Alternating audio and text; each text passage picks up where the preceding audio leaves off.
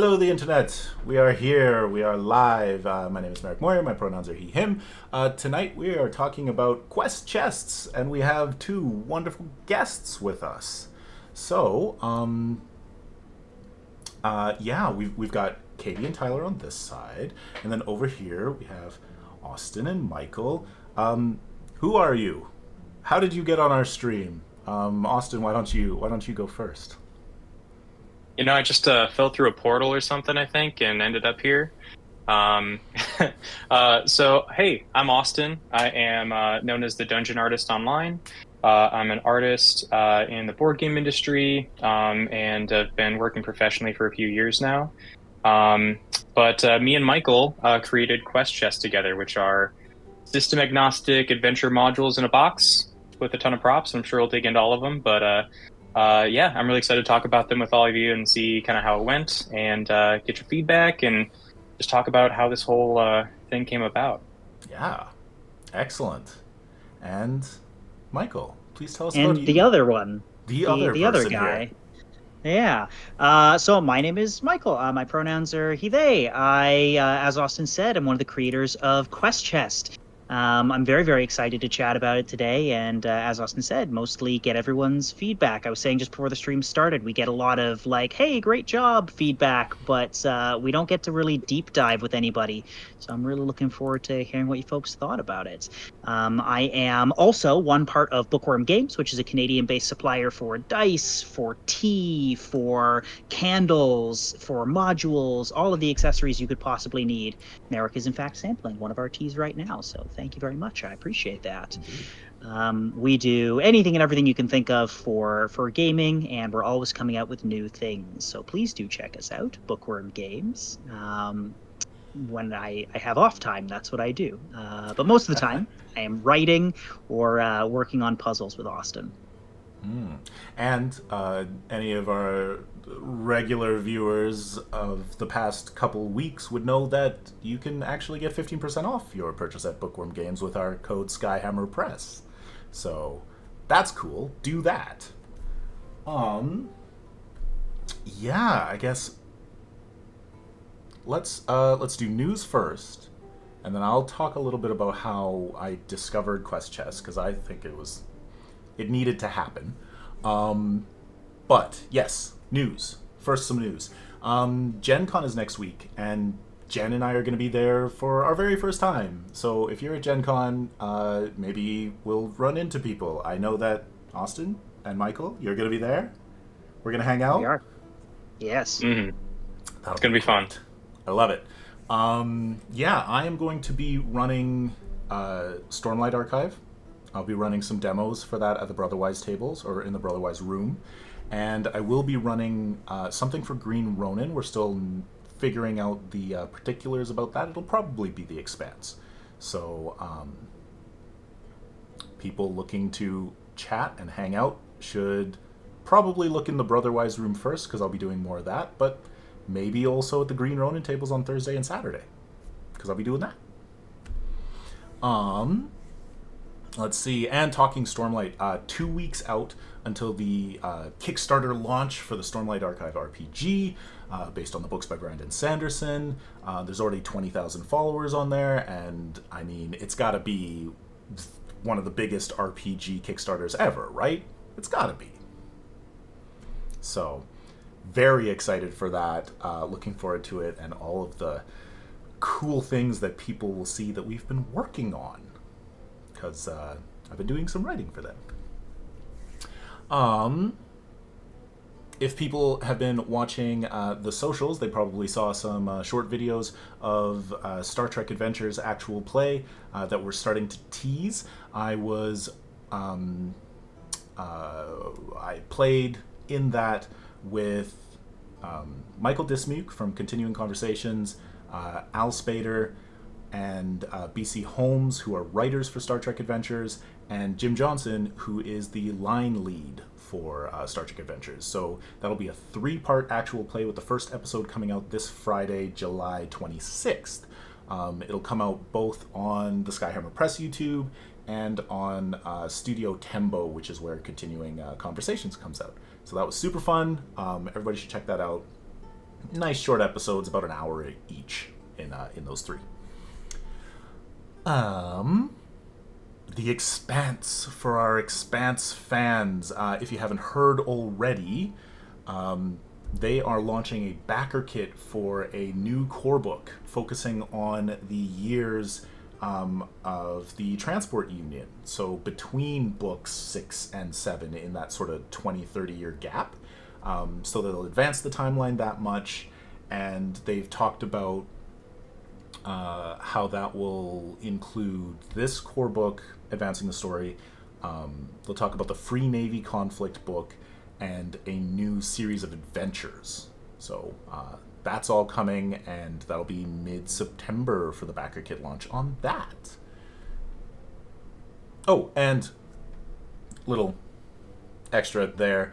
On the Green Ronin Publishing Thursday last week, Ian Lemke, the lead designer for The Expanse, finally teased the Traders and Smugglers book that I wrote for them. So Trades of the Expanse, Traders and Smugglers. I can finally talk a little bit more about that, and that's coming soon. So yay! Very cool. That one was really fun to write. Come up with ways that people could be smuggling illicit goods through the Expanse universe. And the last thing that I want to talk about is there's currently a backer kit campaign going on for a new streaming service called Moonbeam, which is TTRPG and community focused. And there are several sort of backer kits that are all tied together in campaigns for it. So there's the main Moonbeam one. Evil Hat is doing a TTRPG talk show kind of one.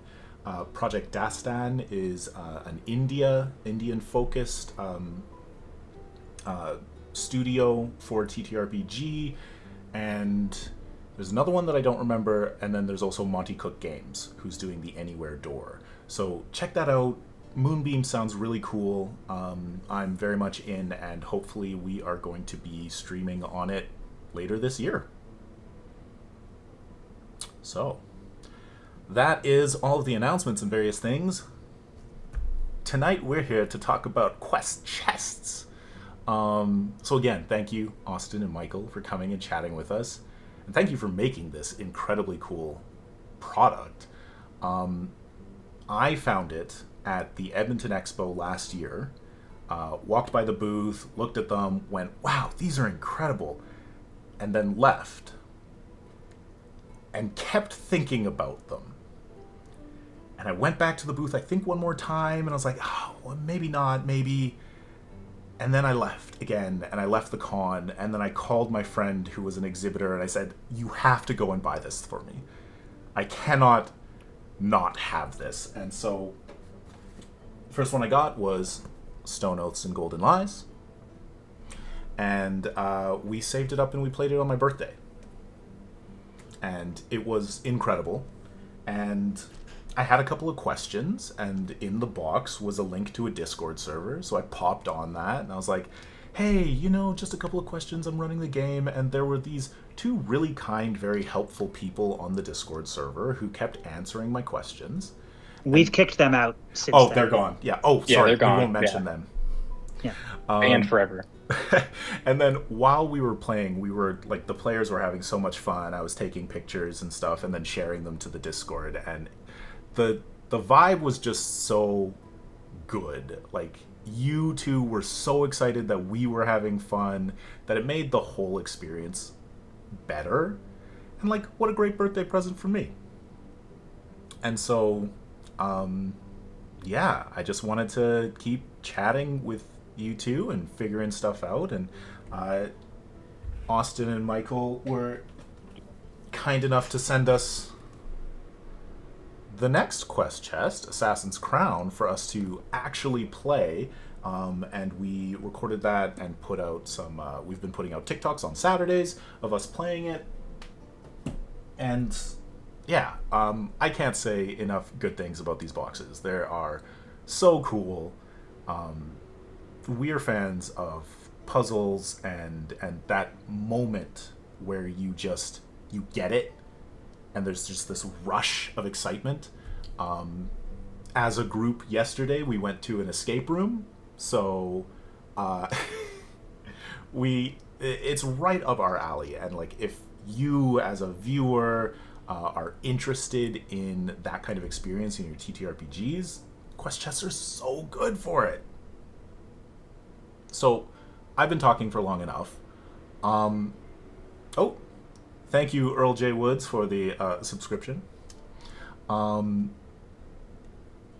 Austin, Michael, how did this happen? Like, this is FoxWing Games, the two of you putting these together. Like, what's the story there?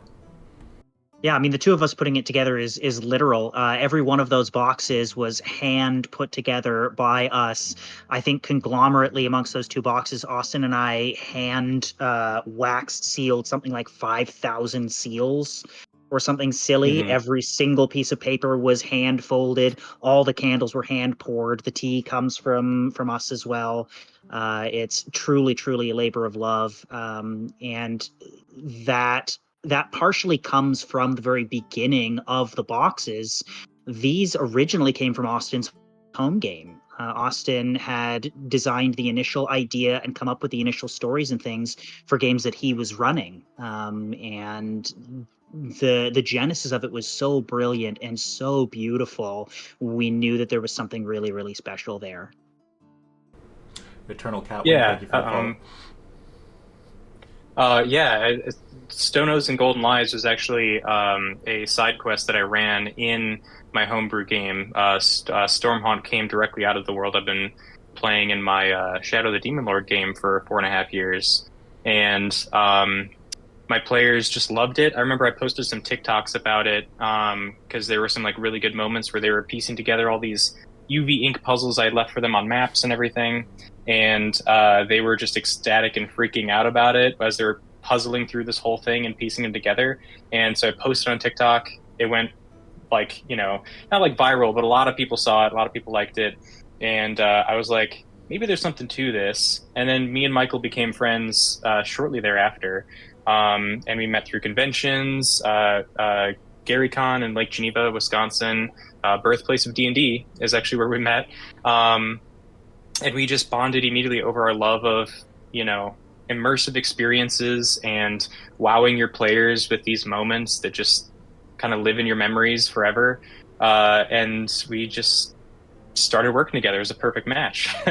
And then ever since, every single quest has just been us working together. We rewrote all of Stone O's to make it into what it is today, and built it out into this product and this like condensed story that works really well for no matter what setting you have. If you want to drop it into your own world, if you want to just do a one or two shot with it, yeah, it's been a ton of fun. It's honestly been like life changing for me just to be able to see these like manifested and then to see people play them and enjoy them. It's honestly amazing.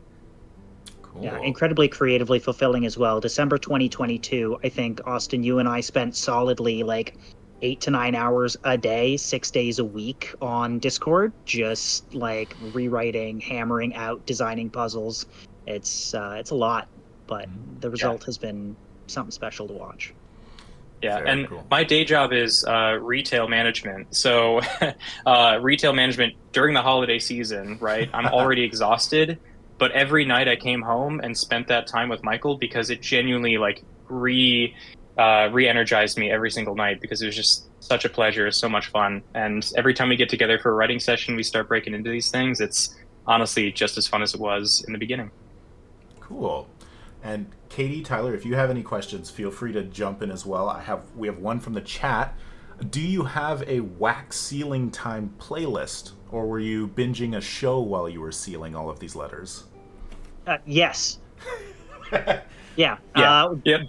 Bounce back and forth because it's hours, like genuinely hours and hours. We figured out amongst us because we live in two separate places as well. I'm in Vancouver, Canada, and then Austin is all the way out in Chicago area. So you got different time zones. It's very difficult to paper airplane quite that far. So we both figured out ways to factory line our own set of things that we had to create. For me, we did a lot of K-pop in our house because it gets you kind of bopping and you're moving at the right tempo.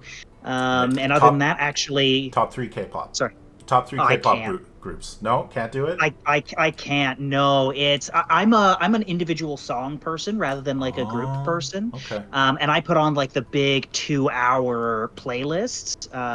I couldn't give you an individual. I like the vibe more than anything else. When I got my way though, the music stopped, and I actually put on The Expanse and forced people to watch that. So Oh, good, good, good, good. yeah. We're fans of that. Really, Yeah, What? I don't know if people I knew wouldn't have that. guessed. Yeah.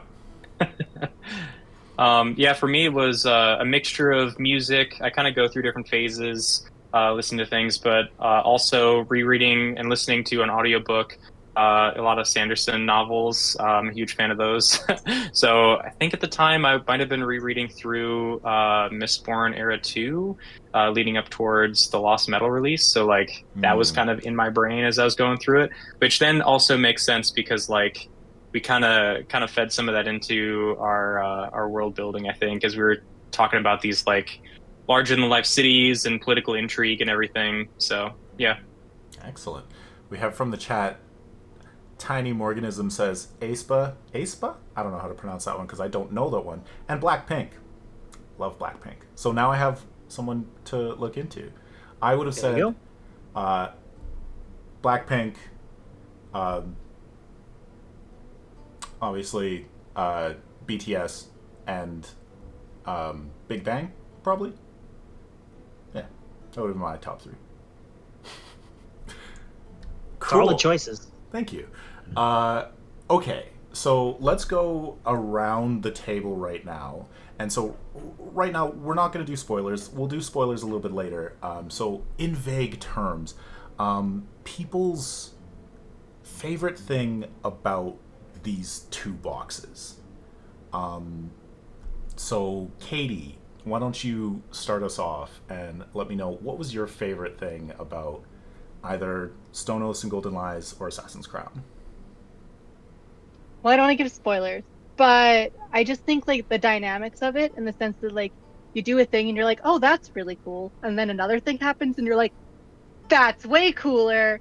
And there was a lot of like shouting, but like excitement shouting. Like we weren't angry. We were just like, oh my gosh, that's so cool. So it Yeah, was because we really all sit around exciting. the table and then we'd all stand up and come to one spot. Yeah. Yeah. No, very good. Very much that, like we said, kind of that escape room feeling of gotta huddle around this new prop, this new revelation, and figure out stuff.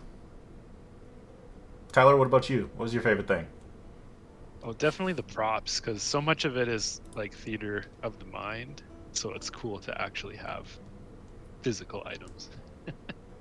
Mm. It's hard to talk about them without giving away spoilers, though. 'Cause I mean, so many cool. we can say that there was a cool metal coin in Assassin's Crown. Yeah, That was pretty fun. it was very fancy. I will say though, my least favorite thing was attempting to open the wax seals. It was really nerve-wracking. It piqued my anxiety. I didn't want to do it. I was thinking that you guys need a special branded letter opener to relieve stress from us opening them.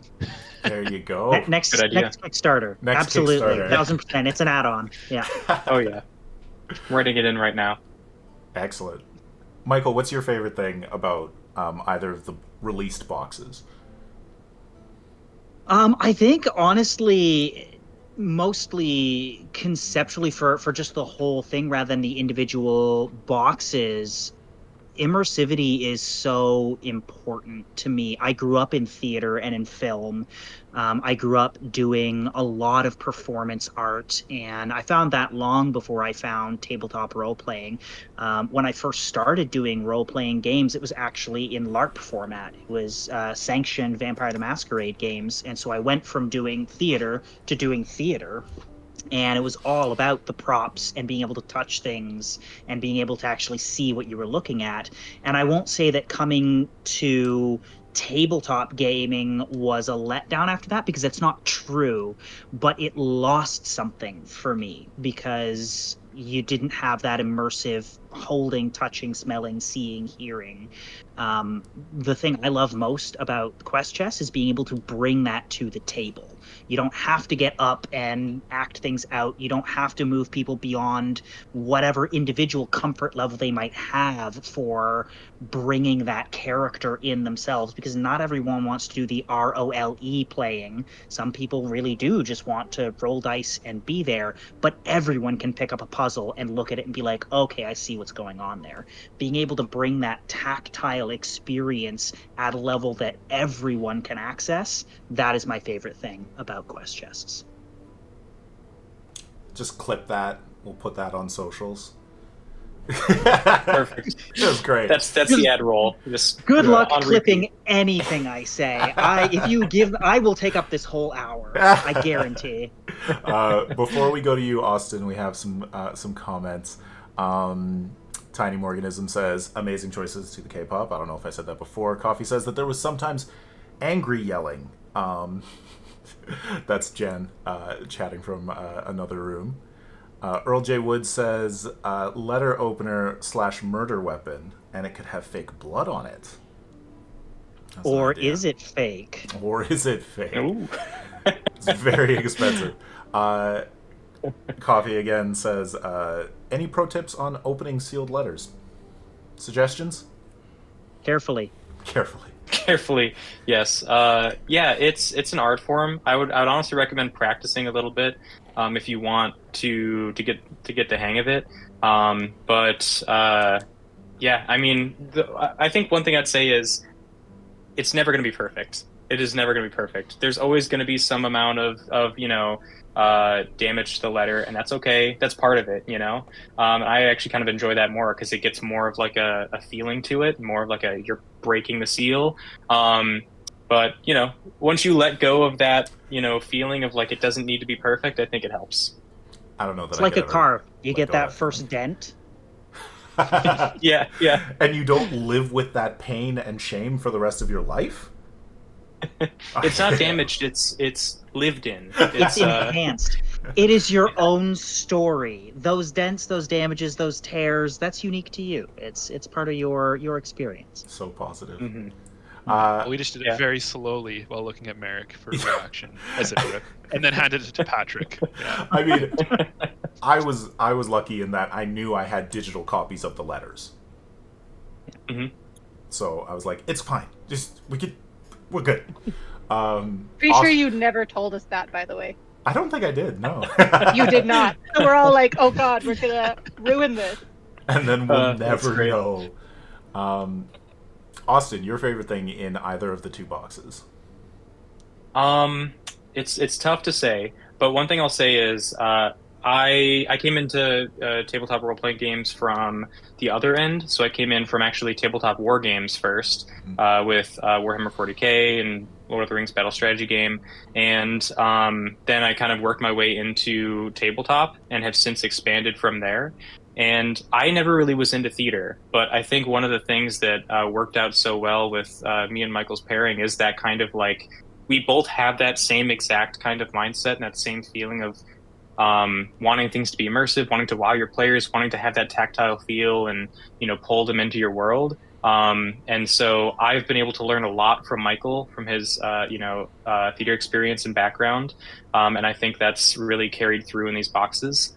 As far as specific things for the boxes, I think the voice acting and the narration of the letters, I gotta say, I mean, we have some amazing talent in these boxes. A lot of our dear friends, are in here too, and they've added such life to these characters. It's really, honestly, every time I hear it, it makes me smile because I'm like, how did we get these people together to like record this for us, and how are they like making this come to life? I actually had a lot of fun with those because when we have like a freeform scene later, I'd have to go back and listen to the audio and be like, how does the voice work again? Okay, yes, I'm going to be playing Michael's character, the Pontiff. That was perfect. I don't remember recording that, but Yes. Pontiff Gao definitely was not a liked character at our table. Good. Oh, that was before I say my thing. We'll just do this quick connection. Tyler, what 40k armies are you playing right now? Oh, currently I'm working on the Word Bearers. I just finished up Raven Guard, and they're both for 30k, so Horse Heresy. But I do also Nice. play 40k. And Austin. And it's going to be yeah. really dark, but there's a huge glass display case. Yeah. There are two. We had to buy two. That is awesome. And Austin, what are you playing? So I'm still working on building out my new Tau army. I came in playing Necrons, which was just a ride. But then I recently got back into it after like years of not playing, and have started building up my Tau army, and have been experimenting with my painting. Honestly, the hobby side of it for me is probably my favorite part of it, and I don't get around to playing it as much as I used to. Yeah. I would say, you go ahead first, Tyler. I would say I actually got out playing it when we like had a new baby, so it was a terrible decision. But yeah, it was fun to finally get out, and now I think I get out once a week now ish. So it's fun. Pretty good. I did Space Marines like the teeniest little bit with Patrick, and Patrick had Necrons, and then we kind of were like, this isn't really what we're looking for. And then I fell hard for Hordes and War Machine and did that for several years. Now, Oh, those are great. yeah, now I'm really like I'm really into Star Wars Shatterpoint, but never have the opportunity to play. Yeah, I've recently been getting more into the like tactical scale games. Infinity, I absolutely adore, and then of course Kill Team. So Kill Team has allowed me to like experiment with all the different factions in 40k, and so that's been just so much fun. There you go. All right, my favorite thing from the box. I had a lot of time to think, and it was definitely the tea. Like having a themed tea to give to the players is fantastic, and just sort of like fed into my love of being a host and being a GM and having snacks or drinks or something and bringing it out. And I didn't really plan to bring it out in character, but I kind of started doing that because we'd established like a random NPC that was serving the tea, and then that was just really fun to kind of like be that persona for a little bit as I was pouring everybody their tea. Yeah, he snuck away at one point. Yeah, I was like, okay, everybody just discuss amongst yourselves and quickly boil the water, steep the tea. Yeah. That's awesome. I mean, honestly, that's trying to dance around spoilers and things. There's always a specific element in each of the boxes that creates just that moment of like wow factor, just turning that sensory engagement up a little bit. And that's exactly the experience that we're looking for, not just for the players, but for the GM. It's a moment where you get to, jazz hands a little bit, Yeah. and, just smile yourself through watching them experience it. I'm really glad the tea provided that. That's really exciting to hear. Yeah, 100%. Okay, so one more thing before we hop into spoiler discussions. We know, of course, that you've done another campaign and you have 5 more quest chests coming. How are those going? Oof, Awesome. They're going wonderfully. Yeah, Yeah. it is honestly, it's been incredible to see it all come together. This has been a labor of love for a year and a half now. Yeah. And like being able to kind of weave these stories together in a way that I think is really impactful, while also leaving plenty of space for players to make it their own, and GMs to be able to expand it, and add in their own elements and everything. It's been cool. It's been really cool. And I really like how within the seven, because we have the first two that you showed off, Stone Oaths and Golden Lies, and Assassin's Crown. And those we They're came right out with behind next. Austin. We can see them right there. Yes, right up there. Those we came out with last year to start off the project. And then with our Kickstarter, we added 5 new ones that all tie into a campaign. And so the 7 together, they can all also fit together. But each of them has a really unique experience. Each of them is a totally different vibe. It's very yeah, but I don't know. I love that too, where you're able to get a different kind of feeling every time, and it's not just like we're back at this again. Oh, it's this over again. It's really unique every single experience. Yeah, even box 3. So Assassin's Crown takes place in the city of Hiawatha, which is the city of kings. Box 3 within the campaign chest also takes place in Hiawatha. And the danger there, of course, is are you just playing exactly the same game? But we managed to find a way to show you a completely different side of Hiawatha. You are playing with people who are maybe a little bit less in terms of heavy hitters than the people you're dealing with in Assassin's Crown. You're getting a little bit more into the minor nobility, the underbelly, some of the seedier things going on. So you've gone from like really high society to maybe really not. But did the character have their baby? Okay. Who's to say? Maybe that's a plot point. No spoilers. Okay, Can't, fine. I just want to know. Well, then support Campaign Chest. You can still back it, late pledge on BackerKit. Feel free to Google that, check it out. There you go. Plug. Um, Hashtag. Yeah, we'll get right on that. Yeah, one of the most complicated things about it, actually, Austin very briefly touched on at the beginning of what he was saying, which was weaving it all together. These things do come together into a single campaign. So if you want to play it right from the first box all the way through to the last, you've got a consistent narrative. But we also wanted to make sure that people don't have to go out there and purchase every single box. Maybe all you want to do is an adventure on the water. So you would like to play just our kind of on the high seas piratey adventure. We want people to be able to buy just that box and play it as well. So the most complicated thing for us has been finding ways to weave both the beginning and ending of each box together, but also provide the ability for a GM to just say, okay, we're just doing box 4. We're not doing any of the rest. So you have to be able to link it all in so the history makes sense and is consistent, but also have utterly no history and no background. It's been fun. It's good. It's good to be challenged. It's good to have exciting projects. Are they roughly the same sort of length and page count as the first 2 boxes? Oh God, no.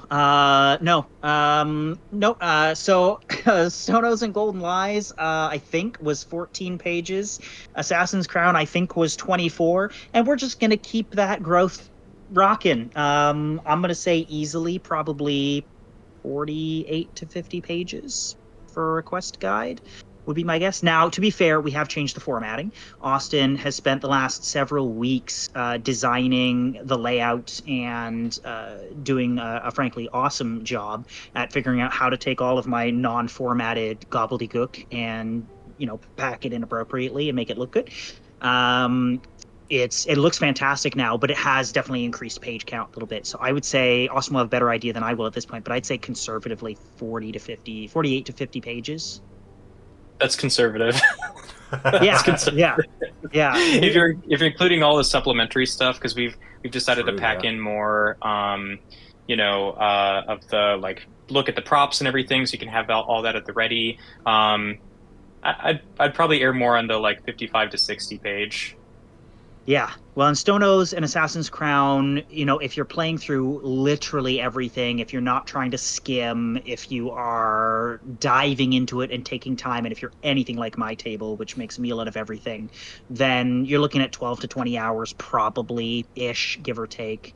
For these ones, I mean, I don't want to estimate too hard, but probably 25, maybe 30 if you're really taking your time with it. There you go. 100 hours of game minimum. Yeah, I would say easily. Yeah. All right, and we got another question. Tiny Morgan Sim, now that I'm actually reading rather than skimming. Question for Michael and Austin: which is your favorite of the campaign chest boxes? Why are you drawn to that one in particular? Four. Is it Man, the Pirates one? why'd you gotta steal that one? No. I was gonna say 4. I knew you were. That's why I got in there. No, I don't know. Four is really good, but I also really love 3. So 4, Michael, you want to go into that one a little bit? Just gotta give an overview. Sure. I think also I hopped really hard on 4 very quickly because I wanted to get in there before Austin did. But truthfully, as I've been writing, every single box that I start, I'm like, this one's my favorite. I really like this one. This one's the best for sure. And I am finishing edits for 4 right now, which is why I think it's the best, I'm sure. When we like really fully dig into 5, it'll be 5. 4 is unique. Box 1 is going to feel like a familiar way to adventure, but in a world that you probably haven't seen a lot of before. Number 2 is going to feel very swashbuckly and exciting in that way. 3 is intrigue, it's deception, it's fun. Uh, 4 is just different. Like, I don't know that I've ever played a box or a module or a game quite like it. The story can be very personal. The story can be very exciting. It will be. I'm trying to find something that's not spoilery. Think like Doctor Who meets Lovecraft meets just a gigantic ticking clock. It's going to be fun. Sounds incredible. Yeah. All the things that I love. Oh, good. Austin, you want to tell us a little bit about why you like 3? So 3, kind of like what Michael was kind of touching on a little bit. 3 allows us to really dig into like the different side of Hiawatha, and what I like about it is how you get to see Hiawatha from one view, the higher nobility, as you're trying to like piece together this greater mystery within the city. And when we come back and revisit Hiawatha this time, in the adventure's called Masks and Murders. It is it's more the seedy underbelly of Hiawatha. You're getting more into kind of the literal under of the city, like what kind of lies, the kind of mysteries that lie within this ancient city, how it kind of became how it is, and then what the future looks like, and yeah, I don't know. I love that intrigue. I love balls. I love the kind of like like Regency, vibes of like people coming together in like higher society, but then there's like murders going on, and people are there's subterfuge, and everyone's lying, and everyone's playing the game, and so you don't really know who to trust. So, is it fair to assume that you're a Bridgerton fan, maybe? I am, yes. Okay. So, Michael, are you a Bridgerton fan? Oh, yes. Yeah. Okay, so if the 4 of us could please all on this call tell Tyler to finally get on board and watch Bridgerton with Katie. Tyler. Do it. Yeah. Tyler. I have I even to bought start him- watching it. But I bought we him a haven't started teapot because he said if I made him nice tea, then he would watch it with me. And I made him tea. He didn't watch Actually, it. yeah, I recently got an actual teapot for like loose tea leaves after we played our one game. Oh. So But, you should watch Bridgerton with Katie. Does Yes, this it mean is. that we need to get you into Bridgerton by playing like a Regency era one shot? Do we need to make it very real for you? I mean, he's already played yeah, we did Good Society. Good That's what it Society. was, right? Yeah. Okay. Yeah. Good Society is such a lovely game. Wonderfully designed. Beautiful. We've got another question before we go to spoilers. From what I can see on Kickstarter, the quest chests seem to be geared toward medieval fantasy, though system agnostic. Do you think you might tackle other genres in the future? Science fiction, espionage, superheroes, westerns? Well, very interesting that you mentioned that, actually, because in the works right now, simultaneously with this one, is the next project that we're working on. It is similar in style in that it is system agnostic, it is very immersive, it is prop based, but it is not set in a medieval world. Austin, how much are we wanting to talk about here from that? Are we gonna give a name? Are we gonna give a vibe? Are we just gonna stare mysteriously into the camera? Honestly, that might fit the vibe. It's I think we can give a vibe, you know. Good vibe. Yeah. Yeah, imagine turn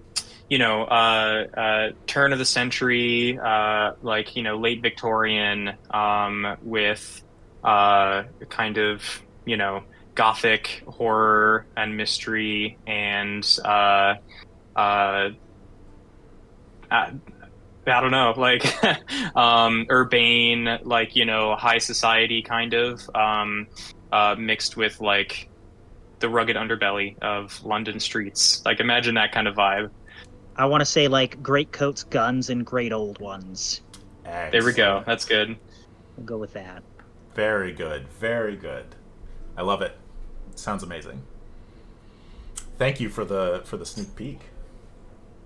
You heard it here first. It's a Skyhammer exclusive. There you go. Okay, so this will be the official warning for anybody watching the video. We're going to start talking spoilers. So if you want to pick up these boxes and shove them in the GM's face and say, you have to run this to us, I know nothing in it, this is the time to stop watching the video and go get a late pledge on Backer Kit. All right, Earl J. Woods is tapping out to avoid spoilers. Have a good night, Earl. Thank you. So, I mean, thanks for the info.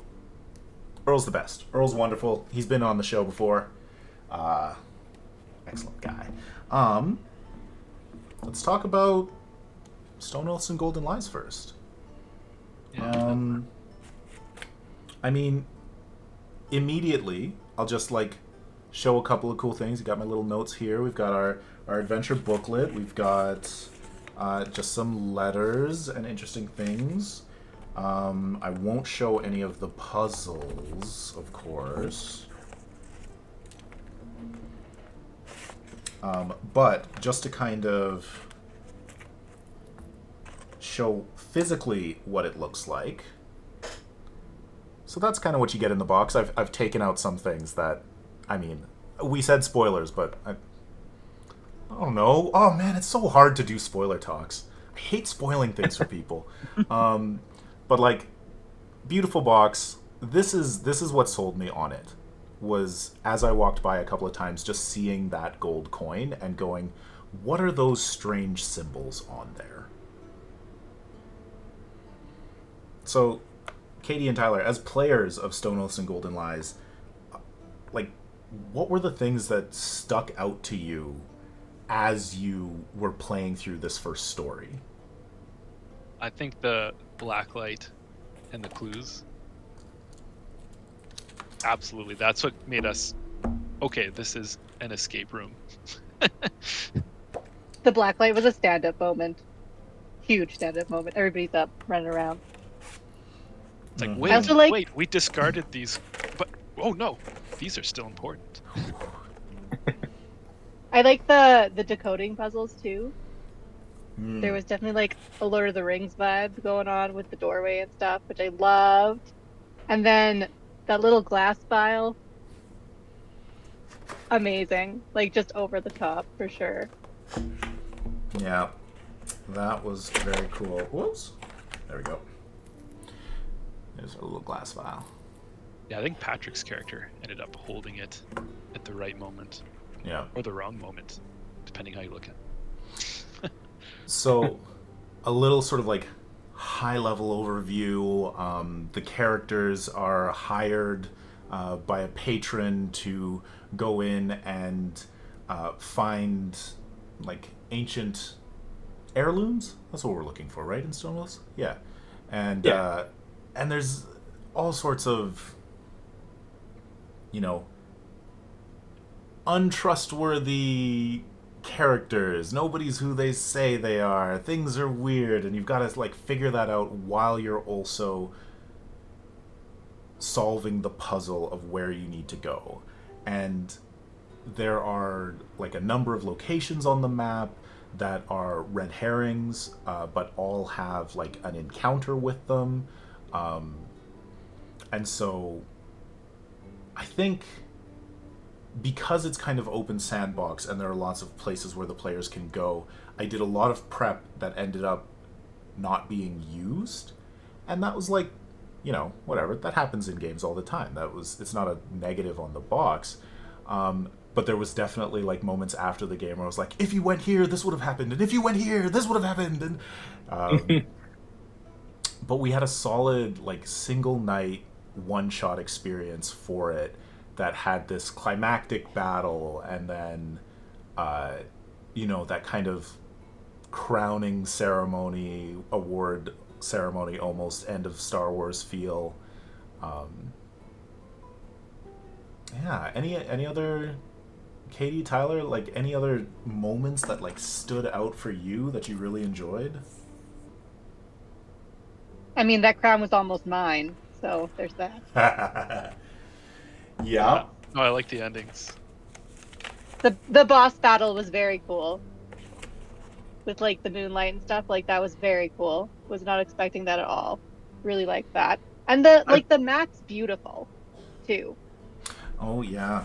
We'll pull this out. While you're pulling that out of curiosity, you like the boss battle. That's awesome. Did you find the dagger? Did you use the dagger? I believe we did. I feel like that was correct. Okay. What happened? I didn't. Where was the dagger? I was. Neither of our characters had it. Yeah, but because again, this was back in March. Yeah. Sorry, go for it, Austin. Okay. So the dagger would have been in the Ashwood Forest. And when you go in there, there's an encounter. And upon receiving the dagger, it kind of ties back to the letters as Castaigne talks about his like safe place around the ash trees and the forest and everything. And the dagger itself is made of the ashwood. And if you use that in that encounter, you can kind of like bring him down from his rampage, and kind of bring a calm about him as he kind of, you know, centers himself and is then able to find some peace. So a little bit of an alternate ending to that encounter. No, so we did not find the dagger. In fact, what happened was Castaigne possessed the bandit captain brother. Amazing. And that's great. I think we killed him. Pretty Oh sure yeah, he died. you definitely Yeah. killed him. And everybody was sad about that because I had found some haughty art. And, haughty bandit captain died. That's way too attractive. My goodness. That's wonderful. I do love that too. You know, getting that kind of like having to kill this person that you were just starting to like know. Yeah. Everybody definitely had that like moment of, oh, of course they're brothers. Like just the way that we were setting up the way that I was setting up that combat, and the person under a hood. And I don't know. I think I tipped my hand a little too much, being like, we're in a set piece, not a combat. Well, I think we almost took out the brother because we snuck in there, set up a perfect ambush, and just about wiped out the whole crew. Yes. Didn't we Bandits kill were his just mage? yeah, the mage out immediately. They geeked the mage off the Amazing. top. He didn't seem too broken up about you killing his bandit flunkies, but then again, the bandit flunkies didn't want to go into the creepy cave at the end, so they weren't that loyal. He's there for one purpose. Yeah. But yeah, so we took that story and we took the same characters for when we were doing Assassin's Crown, and we just said, okay, so in our world, if you actually pass through the pass north of Stormhaunt, you go into these northern lands, which are not so discovered, and Hiawatha is there. And now the king of Stormhaunt says, hey, go be diplomats. And that was kind of our tie-in to Assassin's Crown. Nice. Which we played over 2 sessions. So we've already turned it into a campaign. Yeah. That's perfect. I'm actually really glad to hear that you were able to kind of seamlessly, pull it into a part of your world, because that was very much the intention, is being like, these are locations that you can kind of drop anywhere, and then you can start to make it your own and fit within your setting. So that's good to hear. Yeah, it was very, very fun. Quite good. And Hiawatha, like, oh, actually, yeah. So before we kind of like get into that, just talking about the vibe of Stone Oaths and Golden Lies, which felt very puzzle heavy, very like solve this to get a clue to move here to fill in this clue, and like really scratched that itch that I love for those types of games. And not having much context, we kind of expected the same thing in Assassin's Crown, but it's not the same type of game. So, Austin or Michael, do you want to talk about why you did 2 different styles, or how the styles differ? Yeah, I mean, there's an infinite number of games that you can play in tabletop and in RPGs, and it is very easy to do one thing and get very good at that one thing, and it's a lot more complicated to try and touch on a breadth of opportunities and stories that you can tell. And one thing that we definitely wanted to do was to make sure that not just different stories were told, but also individual players at the table would see their own strengths reflected in each box. People who really like the solving of the puzzles and really like combat and really like that kind of dungeon crawl feel are really going to feel at home in Stone Oaths. And people who are looking for a little bit more of the intrigue, a little bit more of the like mentally putting clues together and having a board with red string, they're really going to enjoy Assassin's Crown. We wanted them to feel like distinct entries and to have their own specific, unique flavor. Mm-hmm. Which certainly helps when you have these lovely suspect cards. Baddies. Yeah. No. They're all such wonderful stand-up people. Oh, yeah. Yeah, as royalty tends to be. Yeah. All of these royals and a president. Just because you're elected does not apparently mean that you're better, as we all know.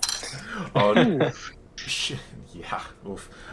She was 100% played in our game as, just awesome. Everything about her was going to be cool. She was like, in our game, she was pulling down things and selling them, and like telling people where to go to make money for her people, and we're like, oh, she really cares. Yeah, if there was mention of a revolution, we were in. Yeah. Amazing. I will tell you right now, that vibe, that's canon. Like 1000%. She's great.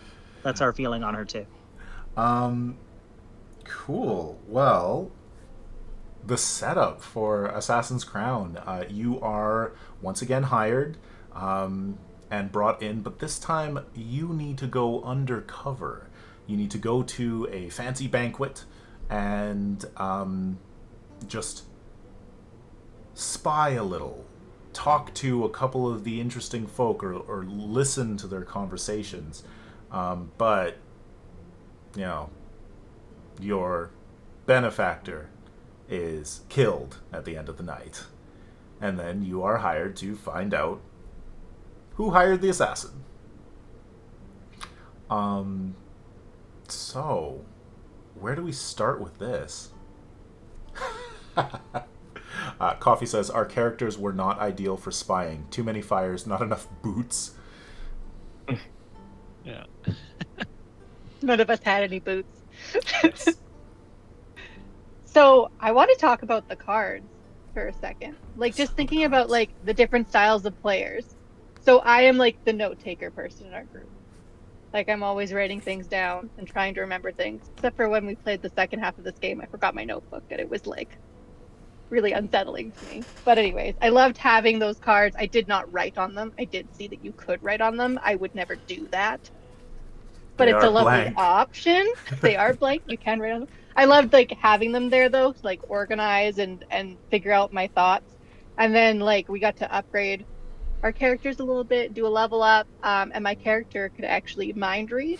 So the political intrigue for me was super awesome. I felt very useful. There you go. Yeah. One thing, so what I loved most, and gotta keep reminding myself we're in the spoilers area, is the map of the city is so integral. Like it's all noted there, like where we're going, and the players have the opportunity to hit all of these different things. Strangely, although there's more locations than in Stone Oaths and Golden Lies, I actually felt like I needed to do less prep, and probably because there were not as many combats.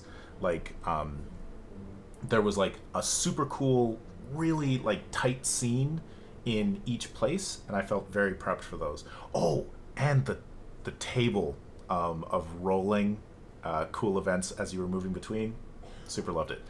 I've gone way off into a tangent, but what I mean to say is the map was so cool and so central to the game, and then the ritual to reveal the hidden information on the map when you give out the black light was like so good, because again, like Tyler kind of talked about earlier, having that prop be a second prop just feels good. And the players were certain that there was going to be no blacklight in this one, and they were sad about it. That's good. Not that you were sad, but it's good that you were pleasantly surprised. No. And then we checked every single prop with the black light over and over. Yeah. That's great.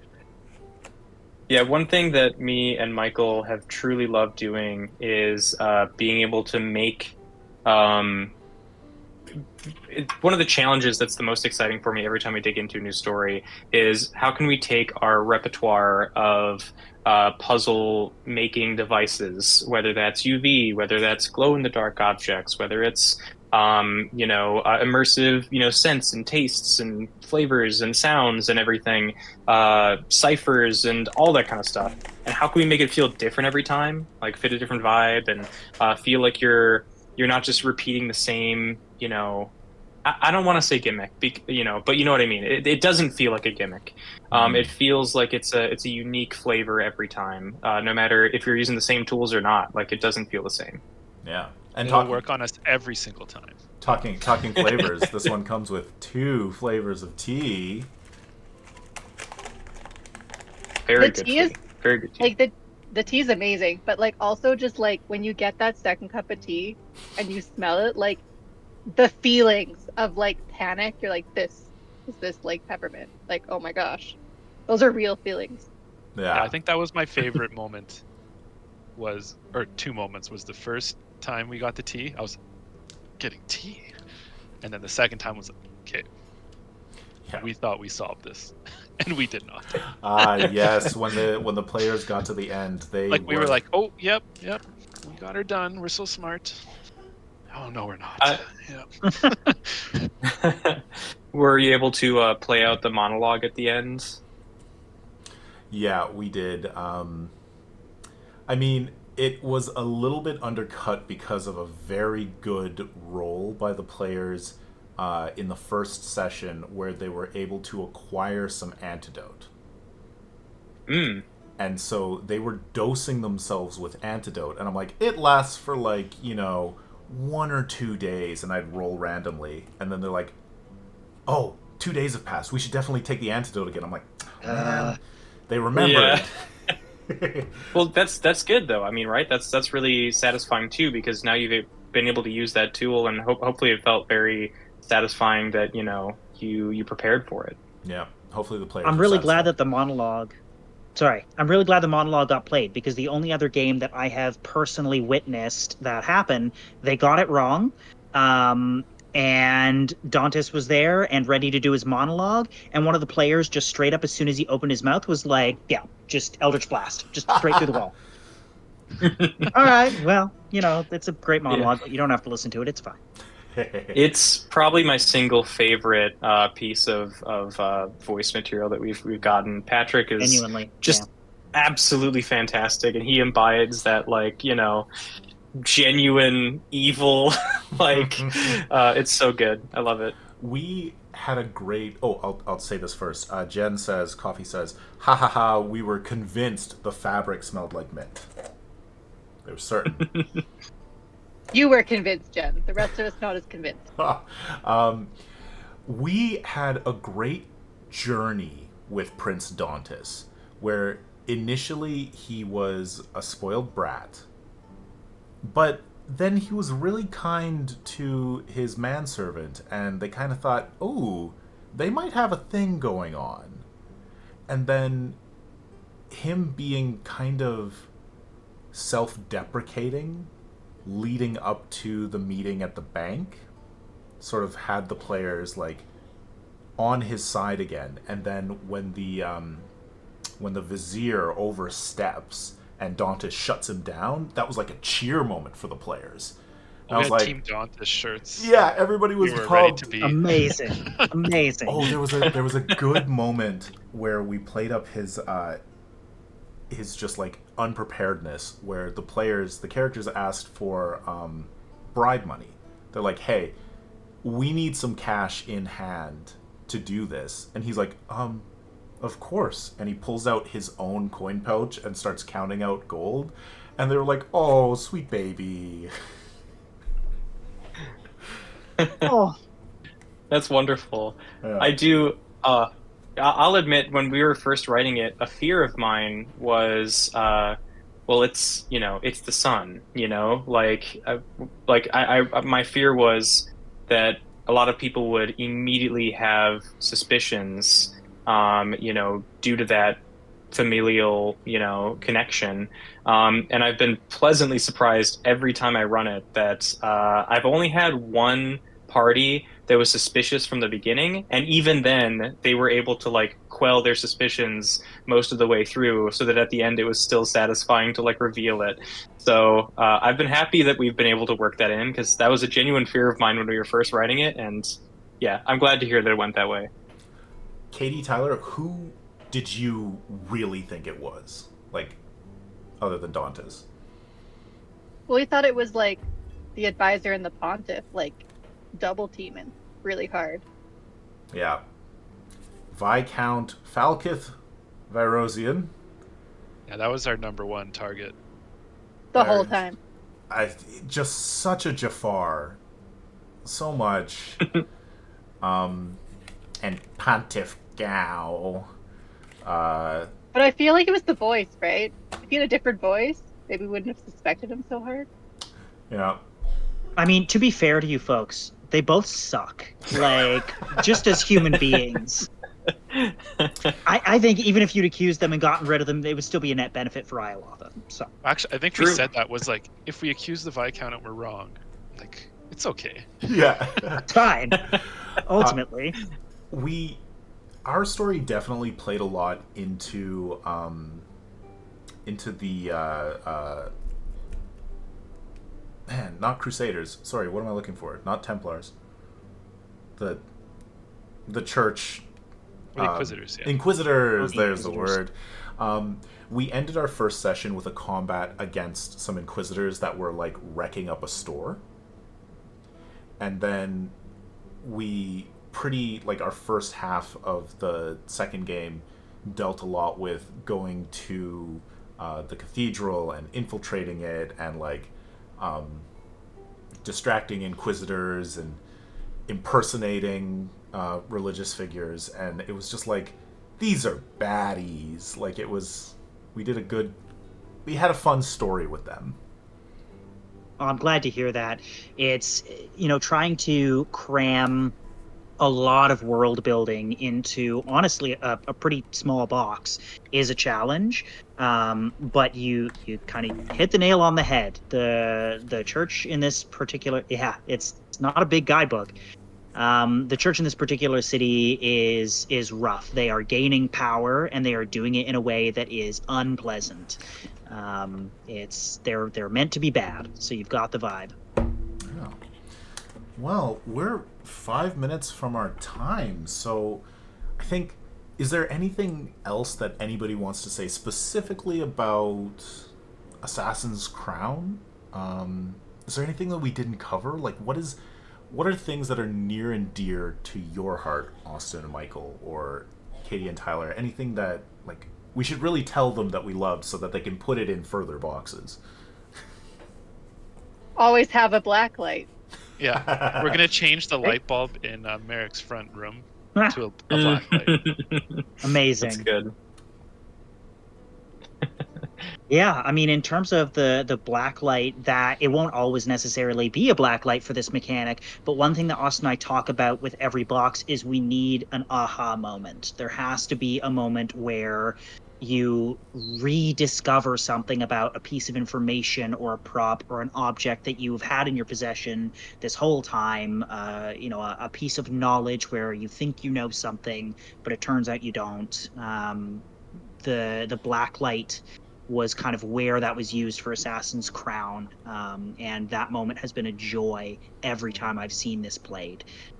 Just that moment of like, oh, like literally 15 minutes into the first session, we got the map, and that was great.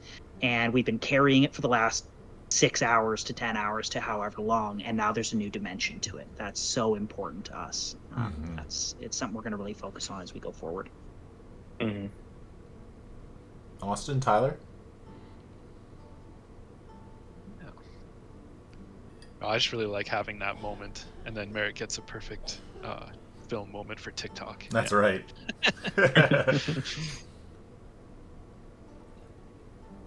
I love how these characters have been fleshed out, and how each of them, I mean, you can pull them out and like expand upon their kind of characteristics more, which is what I like, and really kind of dive into that. Seedy. Everyone's got their own motives. Everyone's kind of working behind the scenes towards something, and so everyone feels like they're a little suspect.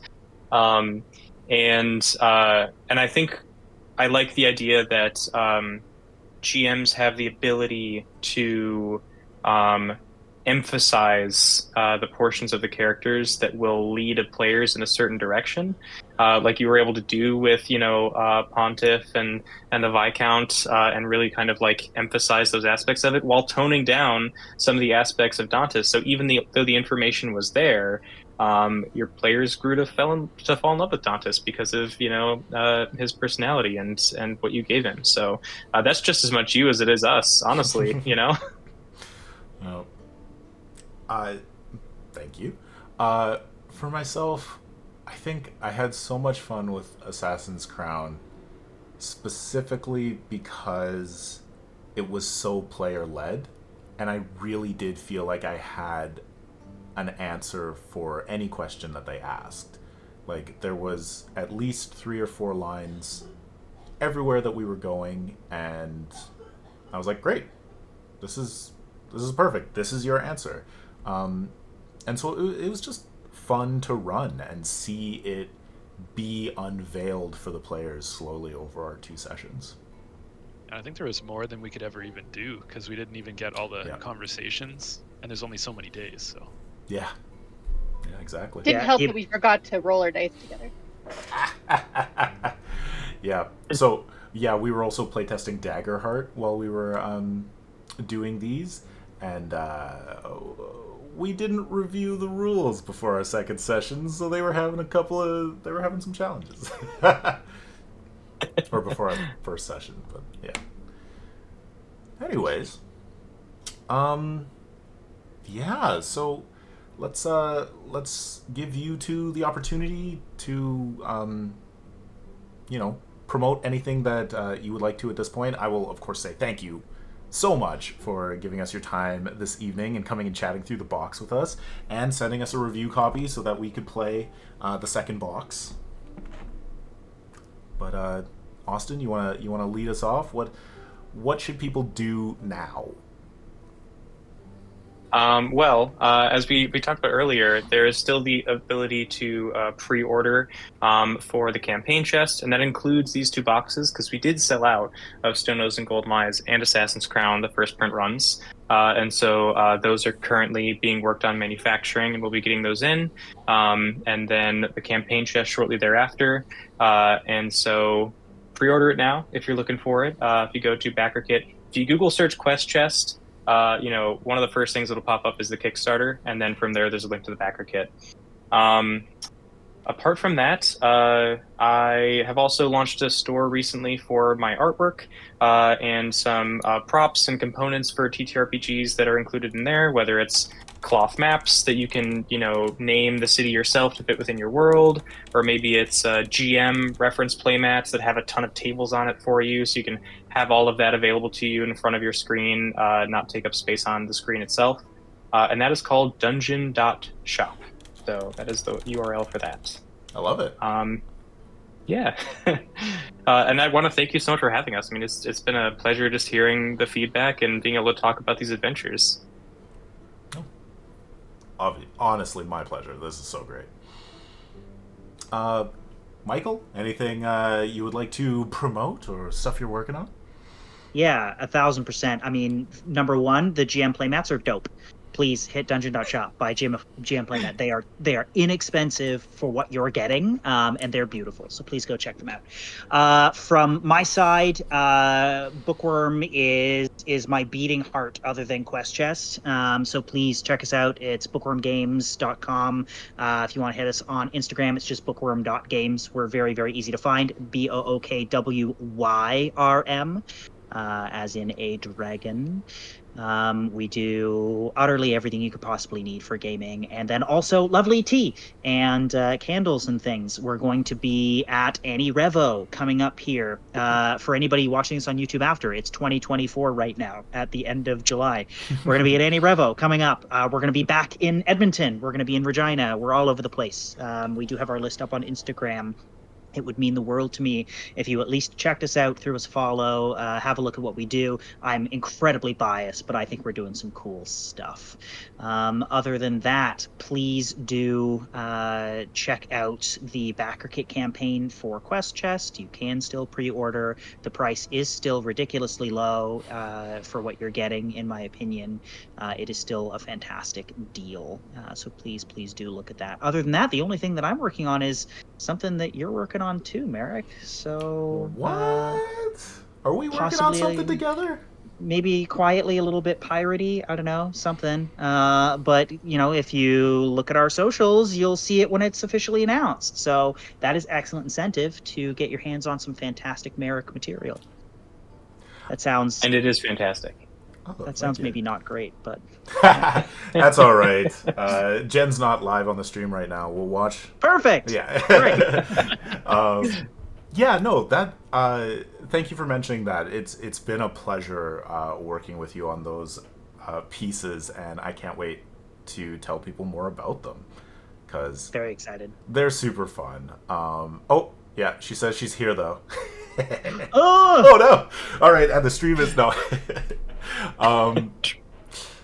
Yes, really, really great time. I play tested one of those things with some friends just last week, and they were having a great time.